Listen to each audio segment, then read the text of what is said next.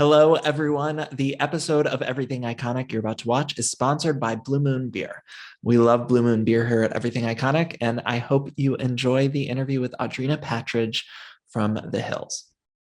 Hello, everyone, and welcome to Everything Iconic with me, Danny Pellegrino. I'm super excited. We have original star of The Hills, Audrina Patridge, who's also got a new book out called Choices to the Hills and Back Again. Audrina, my book is bookmarked all over the place because I was taking notes as I was reading. How are you today? I'm good. I'm so glad that you read it. What did you think? Yes, I loved it, but I also was like, it was heavier than I thought it was going to be. I think I had known some passing stuff about your relationship with your ex, but I really have to commend you for how open you were in the book, because I think that's going to help a lot of people who are dealing with various situations in their relationships or dealing with abuse in relationships. And I imagine that must be hard to put out there, but I think it's going to help a lot of people. How are you feeling about all that heaviness?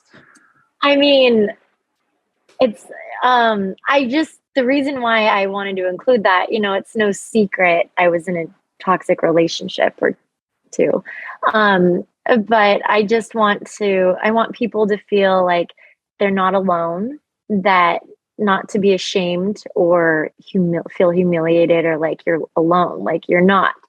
And so when I started getting so many messages on my Instagram and DMs of how people were relating to what I went through and how they watched me on the show and saw me crying, and like, I didn't even get into the nitty gritty on that show, but all you have to do is Google and everything's out there, everything. But I just put it all in one place.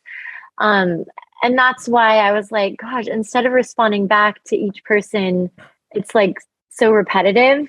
And that's kind of what urged me to be like, you know what, maybe this was a huge part of my life. Like, I need to include this in my book, and I want it to help people and to inspire them. And hopefully someone will get something from it in whatever way that'll be. But I just want to use what I've been through to help other people. Right. And you mentioned on the show, I think you're referring to The Hills, the reboot that aired for 2 seasons on MTV. And I was curious, I watched all of those episodes and I wondered, it always seemed like everyone was holding back a little bit. Did you feel like everyone was holding back a little bit? Were you more conscious that time around on reality TV? Yes. I think at this point, in comparison to what we used to be, like, back then we had no responsibilities. We didn't have an image to upkeep, or, like, we were young, wild, and free, and just like, woo, it's all about fun. Like, who cares what we look like? Now it's like, no, we have to get up in the morning because we have kids and I have a whole work day, or I have this to do. Like, it's not like it used to be. So we definitely, I think, held back in our own different ways. And we all were very aware of what we were being asked to do or what was trying to be manipulated or instigated. So we're just very seasoned, and we're on to the producers, so they can't get away with what they normally could have. And then I know, and I held back because, I did, but I didn't. Like, there was a lot of things in my life going on that I just could not put on the show. And so therefore, that's why it led into me having a few storylines, because, I just couldn't talk about certain things. What happened with season 2? So didn't you all film, excuse me, for a couple weeks, and then it was scrapped because of COVID, and then you started filming again or something like that? Yeah. It seemed like a big old mess, Audrina. And I watched every episode, but it seemed like a big old mess. It was a huge mess. Yeah. Okay. Oh my gosh. Well, even before we filmed so much, and we were in with we had a flow going. It was all so natural. Everyone was game, like open, ready to make a good show. And then COVID happened. And then we got shut down for 8 months to 9 months. We're all isolated. And then we started filming during COVID, but we weren't allowed to go out. So we had to film at each other's houses or in yards or only outside. And only within our group of friends, there's only so much drama and fighting that can happen between all of us, and different storylines. And, it was really hard. It was hard during COVID. I feel like that really kind of set us back. I want to ask one more Hills question, and then we'll get to the book. And then we'll probably come come back around to the hills afterwards. But I want to ask you about a deleted scene that sort of lives on the internet. And it's a scene where you're sitting down with another cast member and you're talking about the end of the world. And your response is, this is crazy how all this is happening when Lauren's not here. Do you remember this deleted scene? Have you seen it pop up on the internet? I know amongst the gay community, we use it a lot. So I just saw it actually about this whole CERN going on. People are using it like in response to CERN. And I saw it and I was like, oh my God, I don't even remember that scene. That was with Kiara.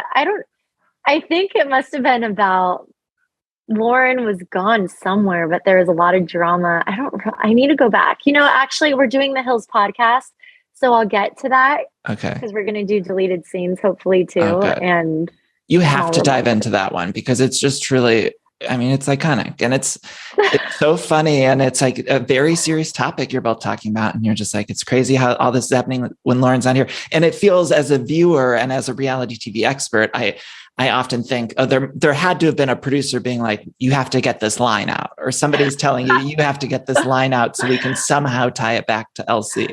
Yeah. I mean, I'm sure it was about something and they put it together in a way that made it like it is. So I need to go back and watch it. That's too funny. It's so good. Okay. So there's some other juicy relationships you sort of touch on in the book, and I got to get some more information because I am a huge Chris Pine lover, and you had a little, shall we say, dalliance with Chris Pine. Yeah. And so tell me about him. What's he like? He seems sort of quirky to me. And is he quirky? Like, what's he like? He's such an amazing guy. I mean, he's quirky, he's romantic, he's intelligent, he's so talented. And he's so talented in so many ways. He's just like an all around, such a good guy, good person. And he's so grounded. Mm. He dated someone else from a Vanderpump Rules veil. And I always think of this like sort of alternate universe where Chris Pine was either on The Hills or on Vanderpump Rules or some reality TV show. And I wish it happened.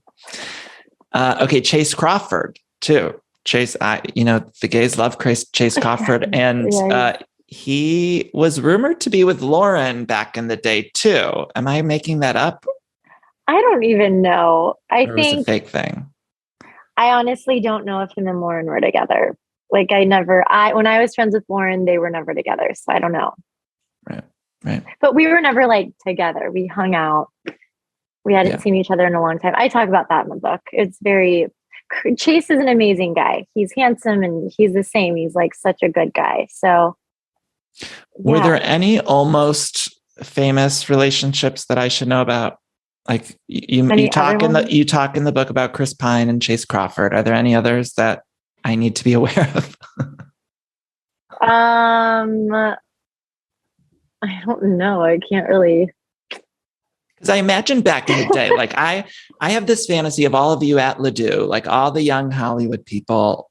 And I was living in Ohio, but I think about like Ledoux was the place to be. And I feel like all the celebrities were there, especially all the Hills cast members. You were all, the hot young people. So I like to imagine there was all this sort of cross-pollination amongst the celebrities. Cross-pollination. I love that you put it like that. I was with Justin most of the time. But I'm trying to think who else. Like, or someone that like hit on you one night at Ledoux that you're like, it didn't happen, but it almost happened. Was there a Leonardo DiCaprio situation? I think I talked about that in the book. Okay, yeah, that's what I was going for. The Leonardo DiCaprio. I think there's a lot of flirting and a lot of meeting different people that are in your circle, and you kind of understand, but it's very private. And this is not a tell-all book. It's just I touched base on like certain people that I did run into or talk to. But yeah, him or, oh my gosh, let me get back to that. Okay. I can't think of anyone else. You'll DM me. I'll right? DM you. Okay. Yeah. After The Hills wrapped the first time, you did a show on VH1 called Audrina. You talk about that in a little bit in the book, but like, tell me, what was that experience like going from what seemed like a very I don't want to say fully scripted show. Obviously, you weren't told exactly what to say on the hills, but like it seemed obviously much more scripted than your show on VH1. Yeah. So what was that shift like? My show on VH1 it was with my family, which was very different because, I kind of thought like I wanted it to be light and fun and like just all of us being a family and this and that. And then it kind of turned a little bit. But it was fun filming with my family because I could see them more often. But I just did not like how it kind of changed our family dynamic, and especially with my mom and sister. And because I was an executive producer on it, I didn't have any say in the editing. Like that had nothing to do with that. So when certain episodes came out and, things were shown that my sister, someone didn't really want to be shown, it's like we butted heads because of it. It's really hard when you're filming with your family. Like, I don't know how the Kardashians do it, to be honest. I don't think it's good to work with family. Like I strongly believe it's like families should not work together in any capacity. Yeah, there's just a lot of feelings there and emotions and things, especially like with my family. They supported me in so many ways and watched me on the hills. They didn't know what they were getting themselves into. And I was like, just be yourself, but whenever a camera's in front of you and there's people around kind of directing you and giving you guidance, there's something in you or with some people that flips. And like, you're not really yourself. You're either holding back or you're super awkward or you say the wrong things because you're so nervous. So it takes a long time to get used to the cameras and just being comfortable. And so, yeah.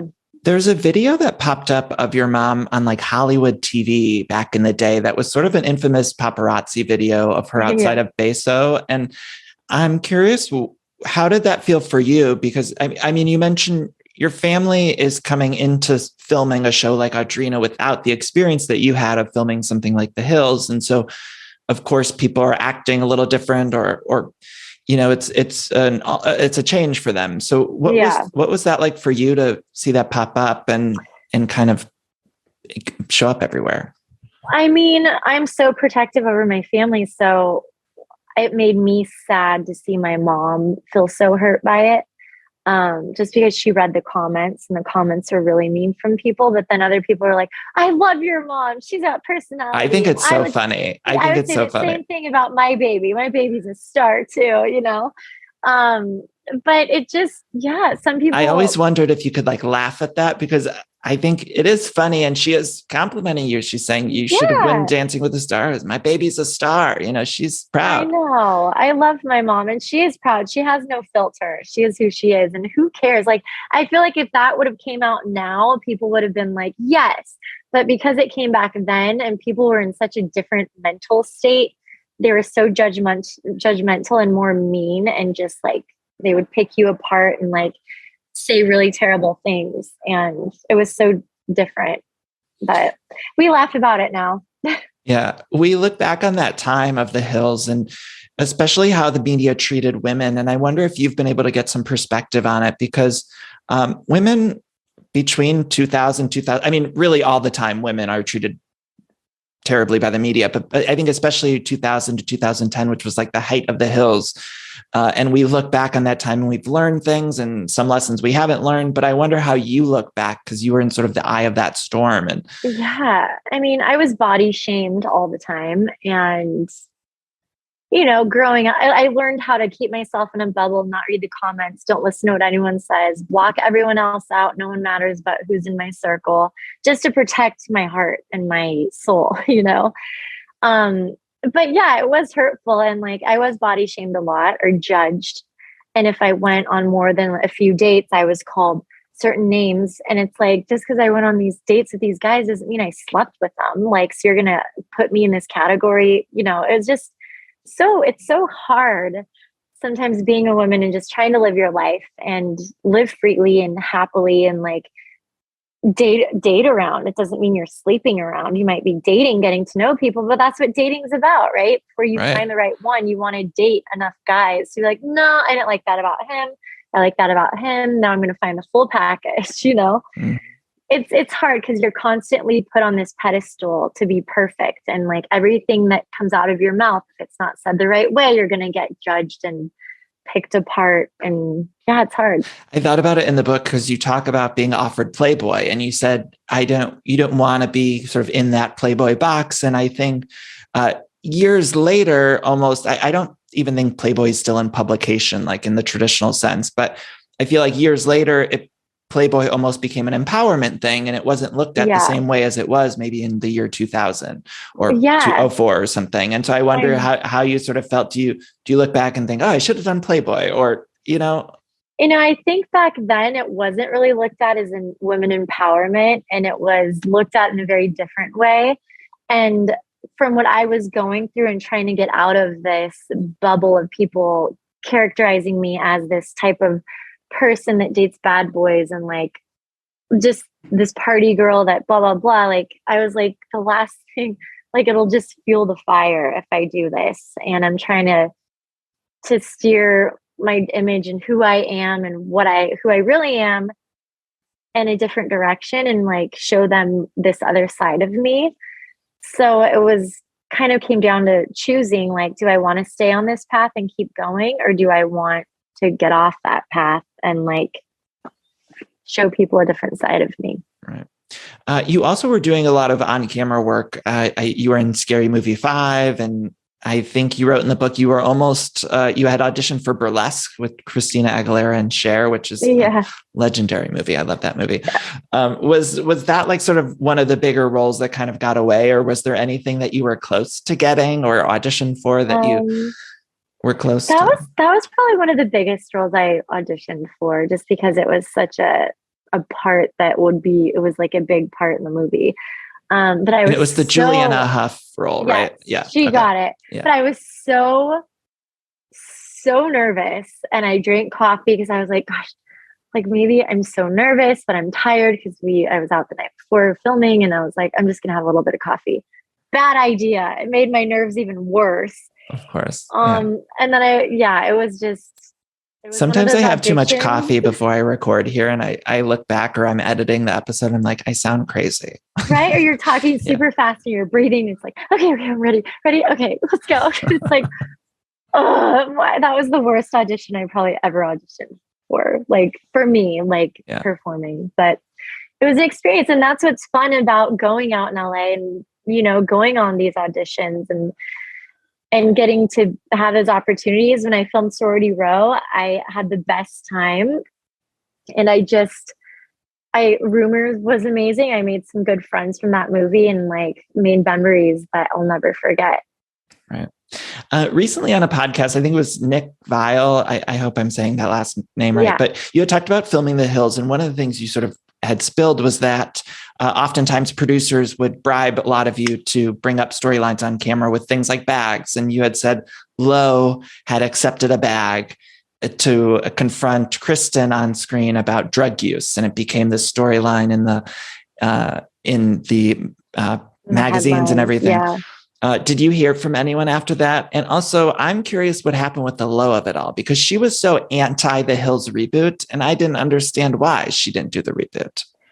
I don't know. I don't really know Lowe, so I can't speak for her. But no, I feel like that story was out a long time ago, so I haven't heard from anyone. But I remember it was in like Us Weekly or one of the magazines, because it was like a headline of this, what happened in the show and like everything. It was pretty big.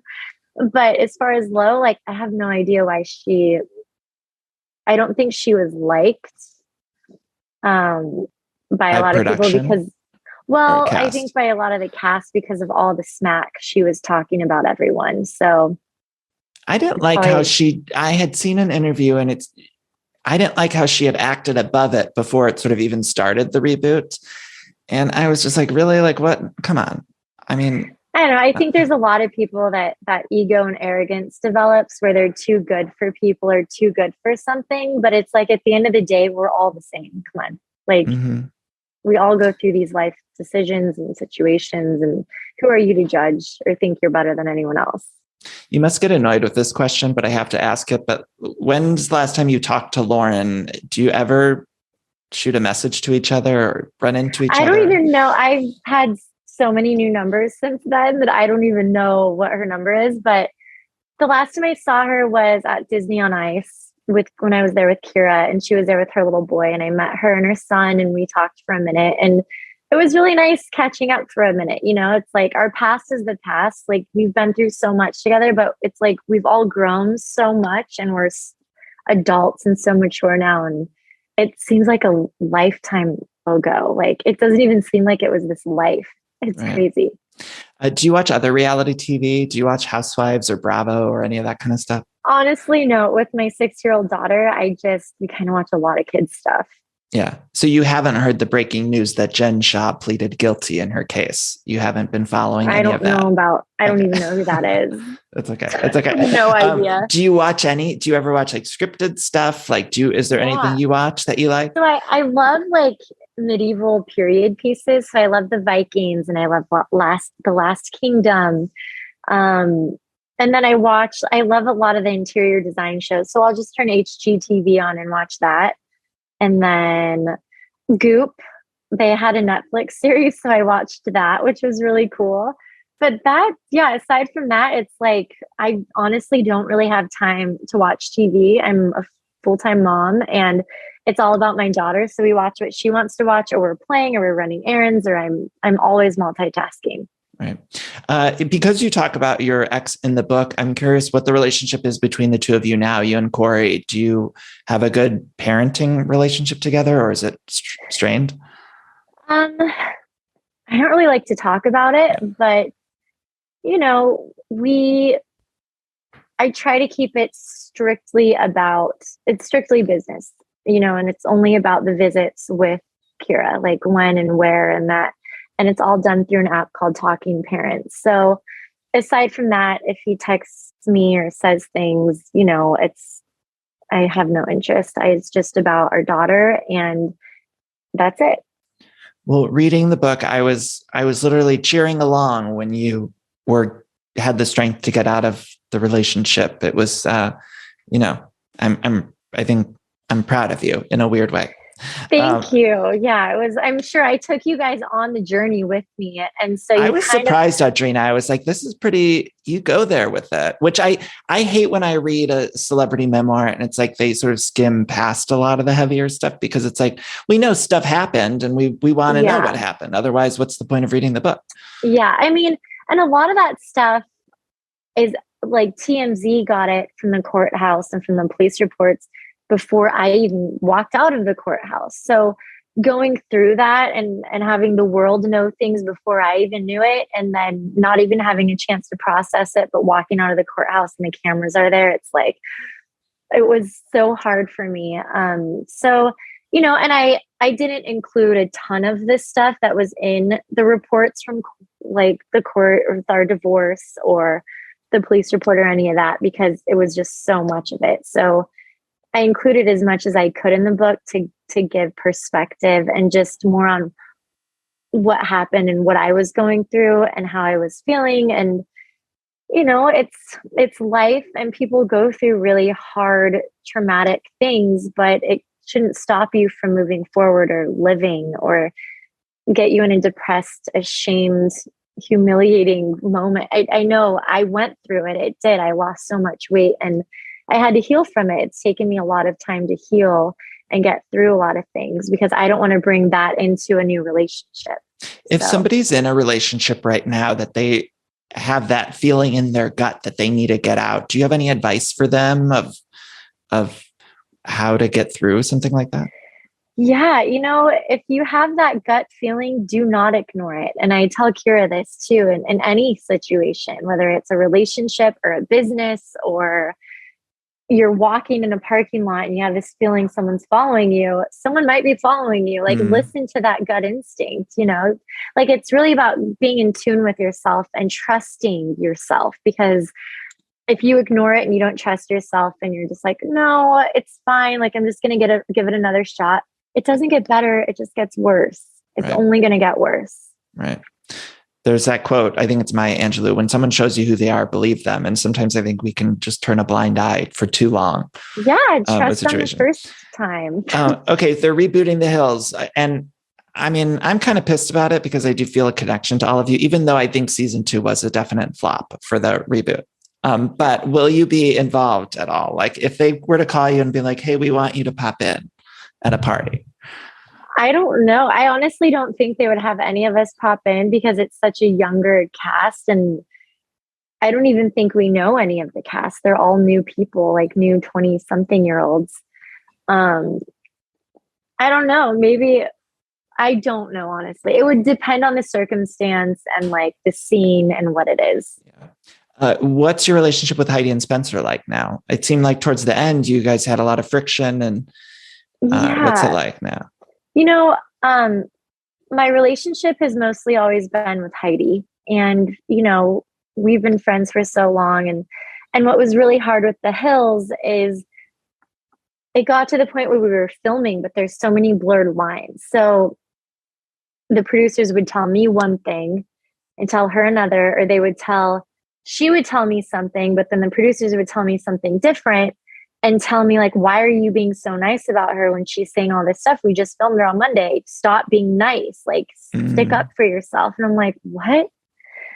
So I didn't know who to trust. And it came to that when you watch it, you're like, oh my gosh, why did you say that? Or why did you do that? But then in my mind, it's like, okay, this is a TV show. We're basically like improv acting.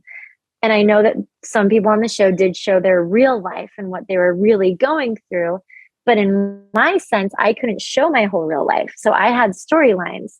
And because my whole real life couldn't be on the show, I had to stick to what the producers wanted me to do. So it kind of like put a damper on our friendship. But we talked it out and we're fine. You know, after the show, we apologized and we're like, you know, I'm so sorry with what happened, what was said. And she said, you know, and she said the same thing, like, I'm so sorry we had to go through that. Like, I would love to see you. So Heidi and I are fine. I'm so happy that she's pregnant. She's literally the best mom. She's so fun.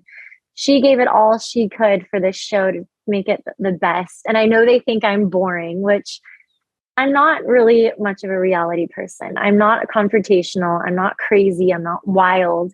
Growing up, I wasn't the dramatic person that's starting fights with everyone and egging it on. Even on The Hills, you weren't really that person. No, and I am who I am. And I tried to step it up and do what they wanted me to do, but it's out of my character. It's not who I am. So it comes across weird and out of place. Yeah. So I'm not ashamed of who I am. And I don't know, people can have their opinion about me, but it doesn't.